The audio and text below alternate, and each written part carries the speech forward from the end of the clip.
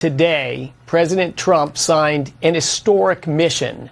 This is reminiscent of the Manhattan Project to use the world's largest supercomputers to advance innovation and science. For thousands of years, we've had the notion of stereotypically a man and a gun fighting another man and a gun. These wars are prosecuted.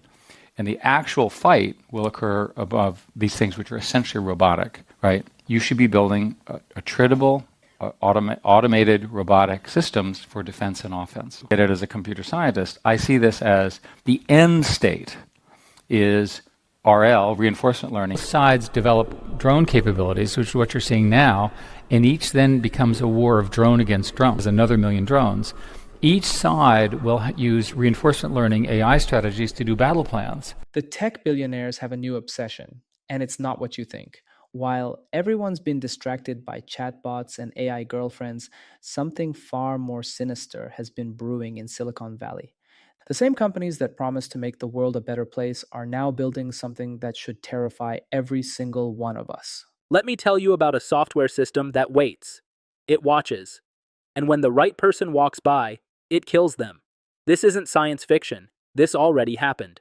But that was just the beginning. Today, we're witnessing the most dangerous pivot in tech history. The companies that built your favorite apps, that promised to connect the world and spread knowledge, have discovered something far more profitable than making your life better. They've discovered the business of death. Silicon Valley's mask has finally slipped off. Remember when Google's motto was, "Don't be evil"? They quietly dropped that years ago. Now we know why. Because what's happening right now makes their old data collection schemes look like child's play. The biggest names in tech, Meta, OpenAI, Google, they've all deleted the parts of their policies that said their AI couldn't be used for military purposes. Every single one of them. And it gets worse. Y Combinator, the startup incubator behind Reddit and DoorDash, just backed a weapons manufacturer for the first time in their history. One of the biggest venture capitalists in Silicon Valley is dangling $500 million for whoever can build the best new defense technology. These aren't fringe players. These are the kingmakers of the tech world, and they're all betting on the same thing, automated warfare. Here's where it gets truly disturbing. Recently, a group of AI executives were officially sworn in as lieutenant colonels in the U.S. Army. These aren't soldiers who learn to code. These are coders who are now soldiers, pledging allegiance not just personally, but on behalf of the companies they represent. The line between Silicon Valley and the Pentagon isn't just blurring, it's being erased entirely. Take Meta, for example. They've spent billions developing their AI system called Llama. Billions. And for what?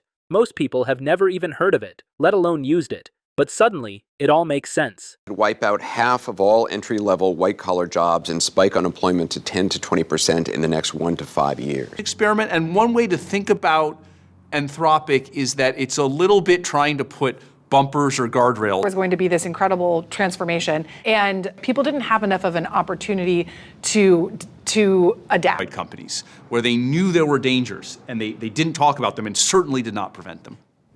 Meta announced they're making Llama available to U.S. government agencies, specifically for defense and national security applications. They're handing it over to military contractors like Lockheed Martin and a company called Anduril, which is building military VR glasses and anti-drone AI systems. OpenAI is doing the same thing. The company behind ChatGPT is now recruiting people from the Department of Defense, the CIA, the NSA, the Pentagon, and Special Operations. These aren't consultants. These are full-time employees bringing their military expertise directly into the heart of AI development. But the most terrifying player in this game is a company called Palantir. Their stock has gone up 400% since last fall. They're getting multi-million-dollar contracts with ICE and multi-billion-dollar contracts with the Army. And unlike the others who try to maintain their making the world better facade, Palantir is refreshingly honest about what they do. Today, President Trump signed an historic mission. This is reminiscent of the Manhattan Project to use the world's largest supercomputers to advance innovation and science. Their executives go on TV and talk about how their technology is designed to scare our enemies and on occasion kill them. So what does Palantir actually do?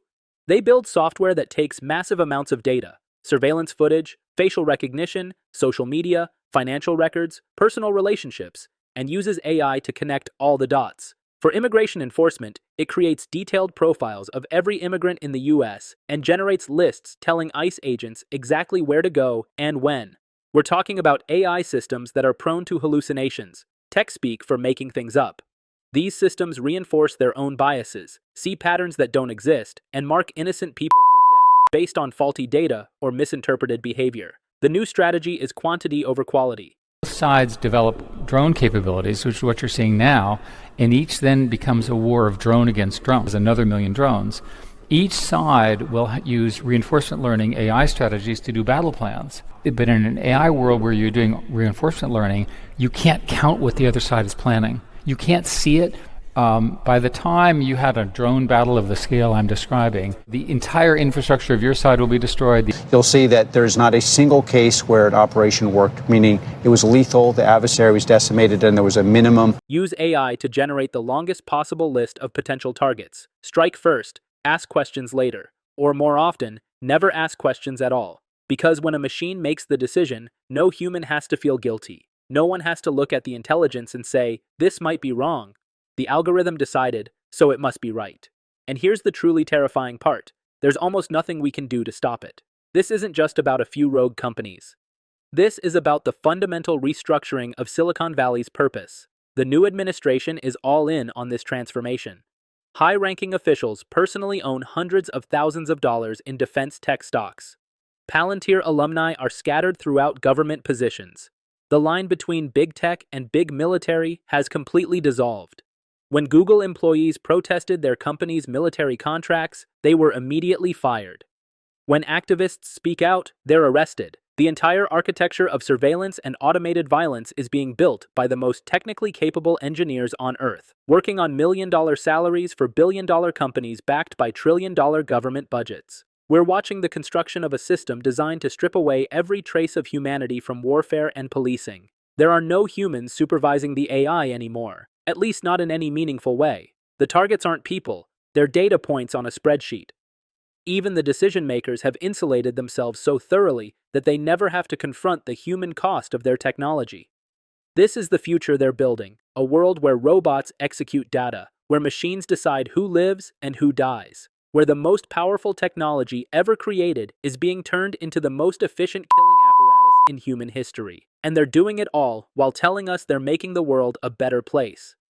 For thousands of years, we've had the notion of stereotypically a man and a gun fighting another man and a gun. These wars are prosecuted. And the actual fight will occur above these things which are essentially robotic, right? You should be building attritable, automated robotic systems for defense and offense. As a computer scientist, I see this as the end state is RL, reinforcement learning. The tech industry that once promised to connect us, to spread knowledge, to democratize information, has pivoted to the oldest business model in the world: death and destruction. They've just found a way to scale it up, automate it, and wash their hands of any moral responsibility. We're not just data to be harvested anymore. We're potential targets to be analyzed, cataloged, and eliminated if the algorithm decides we're a threat. And the scariest part? The people building these systems have convinced themselves that removing human judgment from life and death decisions somehow makes those decisions more moral, more precise, more justified. They're wrong. What they're building is a world where empathy is a bug to be fixed, where conscience is inefficiency, where the value of human life is determined by an algorithm that can't tell the difference between a terrorist and a teacher, between a militant and a mother, between a threat and a Thursday afternoon. This isn't progress. This is Silicon Valley returning to its darkest roots, to its original purpose as an arm of the American military-industrial complex. Only now, they have tools that make the weapons of the past look like toys. Tools that can surveil everyone, analyze everyone, and if the algorithm decides, eliminate anyone. The same people who got rich promising to make the world more open and connected are now getting richer building walls and weapons. The same algorithms that recommend your next video are being retooled to recommend the next target. In the plane, you don't have to keep a human being alive, which means you can be a lot faster and you can move a lot more quickly. And G-forces, there's no human element, which is a real element. Yeah. No, look, I think it's going to be common to have like Mach 5. Fundamentally, in the past, the people who won wars are the people who had the most men and the most material. Right. So you just needed the most soldiers and you needed the most equipment. And kind of large, sort of economically or technologically backward states that normally would have won will now lose. The same pattern recognition that shows you ads is being used to pattern match potential threats, and they're accelerating. Every day, new contracts are signed, New partnerships are formed. New AI systems are deployed. The fusion of Silicon Valley genius and military might is creating something unprecedented in human history. In a way, it sounds crazy, right? But here's the way I think about it. I use this phrase called the compressed 21st century. We get 10 times the rate of progress and therefore compress all the medical progress that was going to happen. One of the things that's been powerful in a positive way about the models is their ability to kind of act on their own. I want to warn people. I want people to know about this. And, some of that is going to lead to people saying, well, what's your plan? We're really going to try our best to lead the way here, set an example, maximize the upside. Warfare without warriors, killing without killers, death delivered by machines that feel nothing, question nothing, and stop for nothing. We're watching the birth of a new kind of empire, one built not on human soldiers, but on artificial intelligence, not on conquest, but on calculation, not on ideology, but on algorithms.